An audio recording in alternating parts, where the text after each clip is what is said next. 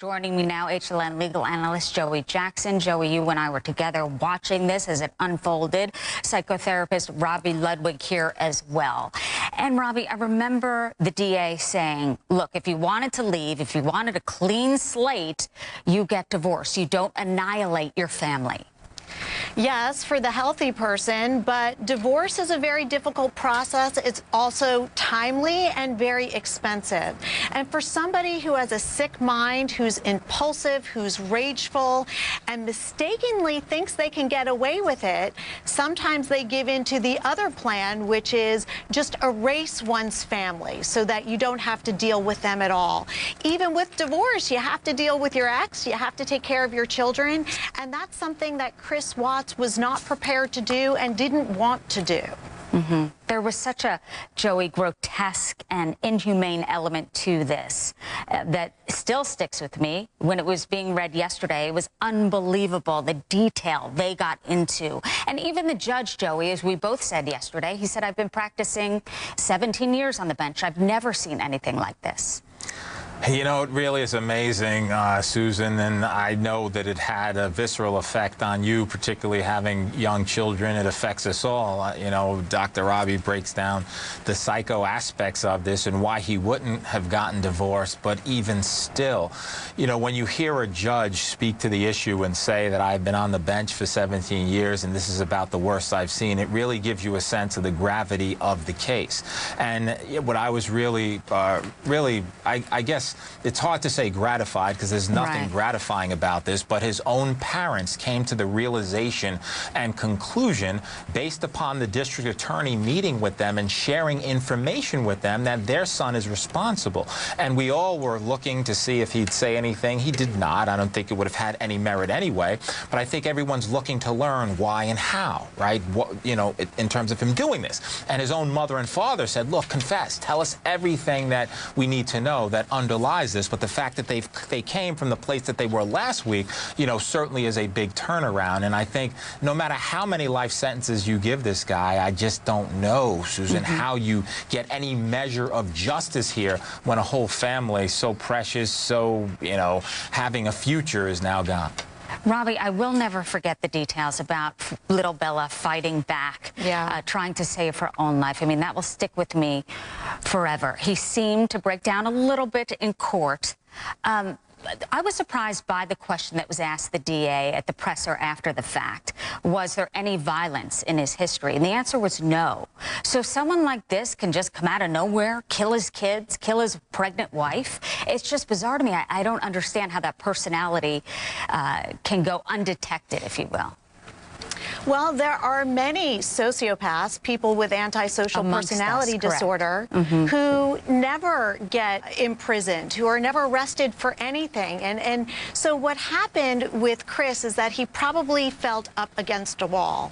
He was dealing with bankruptcy. He wanted out of a relationship. He blamed his wife and children for making him feel dead or for making him into a failure. And he wanted out. And so what happens with these intimate partner homicides is that they blame the people around them, and when they feel they can't survive, it's a me or them kind of situation. And it sounds like for whatever reason Chris was at that point where he felt it's either them or me, and the sociopath will always choose themselves over other people.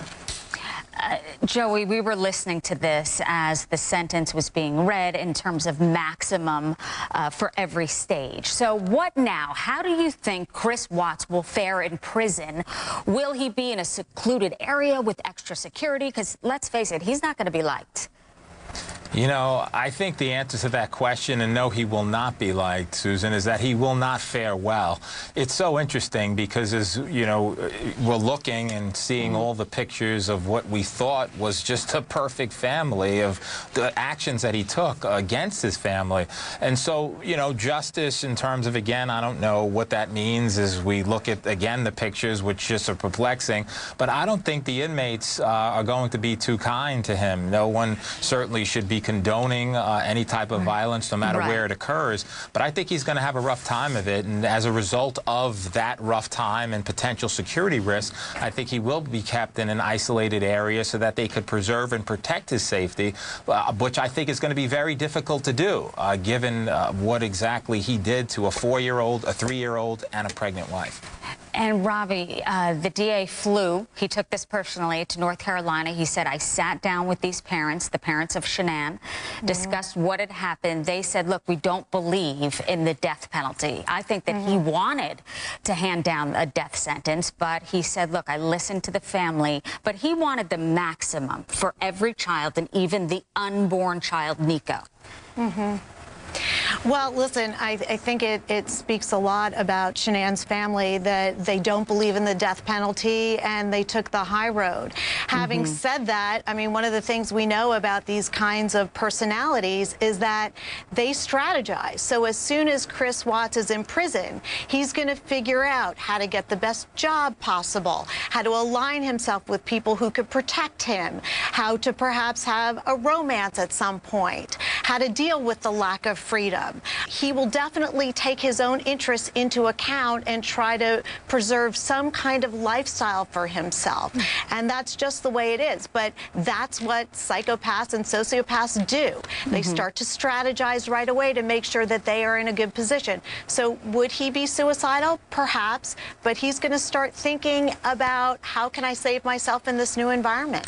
Yeah, if he's unable to think about his little girls as he's killing them, anything is possible in terms of the narcissism and how he acts moving forward. Joey, we saw the brother of Shanann speak, and he said he spoke through someone else because he didn't trust himself to get through it. He was so upset. He said he hasn't slept in days.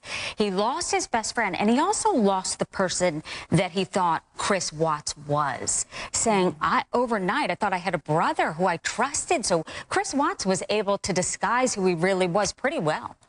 Yeah, he really was. And what was telling also, when I believe his name was Frankie spoke, because they used to call him Uncle Frankie, what he said was really compelling. He said, you know what, I'm going to miss so very much hearing the words, and I won't hear the words Uncle Frankie again, but you're not going to hear the words Dad again. And so there was just a measure of disbelief, I think, in the family, because all of them, to a person, the mom, the dad, and of course the brother, spoke about the trust you had, the trust you violated, who you were. You had it all. You lost it all. And so, you know, the judge really was left with no choice in imposing the multiple life sentences.